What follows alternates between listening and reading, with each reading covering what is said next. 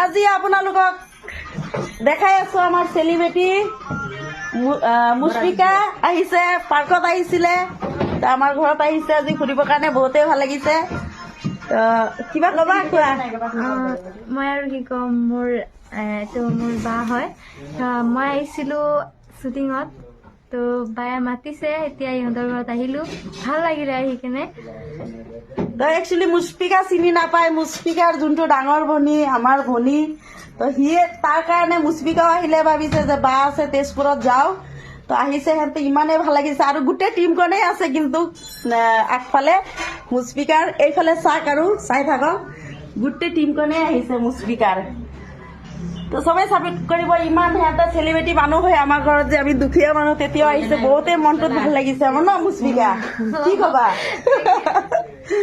চাকচোন, বহুতেই ভাল লাগিছে মনত।